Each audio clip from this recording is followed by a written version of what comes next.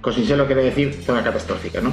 Pero basicamente o que hai que ter claro é que isto non supón unha indemnización automática, é unha vía que activa e abre vías para poder coordinar axudas, para recuperar danos sufridos por persoas e que permite adoptar medidas basicamente de axudas a vivenda, enxoval, apoios a concellos, establecementos, infraestructuras, etc.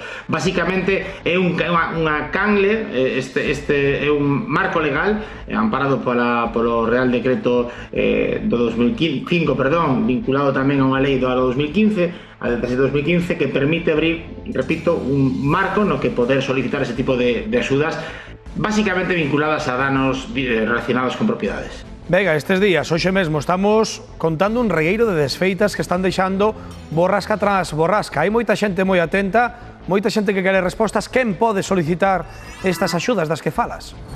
Fundamentalmente son, en primer lugar, as unidades familiares.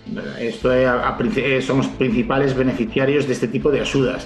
Haberá que acudir á regulación concreta que seguramente se publicitará por parte da subdelegación de goberno nas súas páxinas web, onde definirá concretamente o tipo de indemnización según os integrantes da unidade, pero basicamente unidades familiares en primeiro lugar, tamén comunidades de propietarios. Se encontramos que hai un edificio que está en régimen de propiedade horizontal, poden tamén interesar axudas desta natureza, e por suposto pequenos negocios de ata 50 empregados.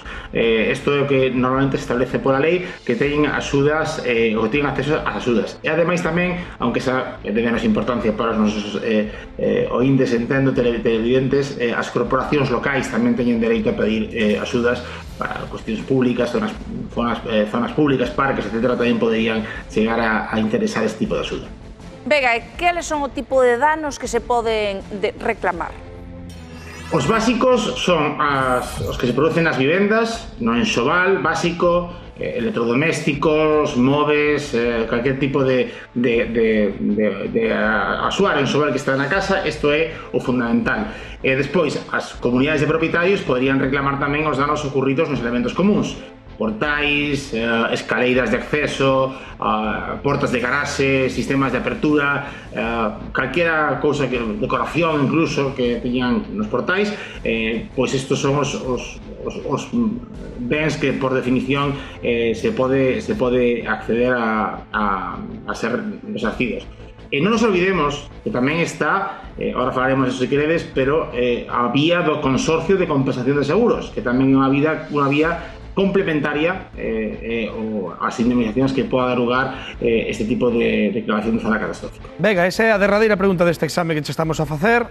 Estás preto do 10, pero vai a última onde nos xogamos todos, precisamente. A onde nos temos que dirixir, Vega? Se somos algúns danificados por este temporal, por estes temporais, a quen e a onde nos podemos dirixir? Bueno, eu creo que o 10 ao final vamos a sacar, porque esta pregunta quizáis máis sinxela é que quizáis a máis importante para a xente, non? Porque hai que diferenciar dúas canles. A canle a que todos temos acceso, sempre que, como ben ti dixetes ao principio, estemos dentro deses parámetros temporais de accidentes ou sinistros ocurridos dentro dun ámbito temporal concreto. A primeira canle é a subdelegación de goberno da provincia, neste caso da que sexa de Pontevedra, de Coruña, de Lugo, de Ourense, non? Esas son a subdelegación de goberno, teñerá aperturado un sistema, seguramente a través do sistema web, senón habrá que chamar por teléfono ali para que den a información concreta de como facer o trámite. Soe ser por vía telemática, incluso tamén presencial, seguramente con formulario, faise esa reclamación. Moi recomendable, por certo, que toda a xente que este sufrindo danos faga as fotografías, vídeos, presupostos de reparación, calquer tipo de cuestión que sexa probatoria para acreditar que os danos ocurriron neste eido temporal, porque isto é fundamental. Pero que ademais disto, calquer ben que esté asegurado, mes inmuebles en particular, que estén asegurados por un seguro calquera, ante danos catastróficos, teñen a vía excepcional do Consorcio de Compensación de Seguros, que se acuden tamén ás páxinas, o teléfono creo que é 900-222-665, isto xa para a matrícula, que isto aparece en internet. Se o acude ao Consorcio, pero repito, teñen que ser bens que teñan un seguro contratado.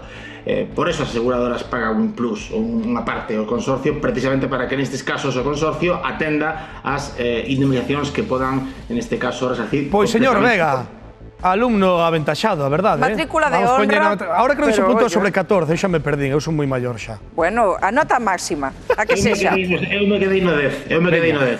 Eu tamén. Pois o 10, Vega, Alejandro Vega, abogado, moitísimas grazas, de verdade que sí, por aclarar estas cosas tan importantes de moita xente que está padecendo os efectos do temporal. Grazas. Grazas a vos, un apertar.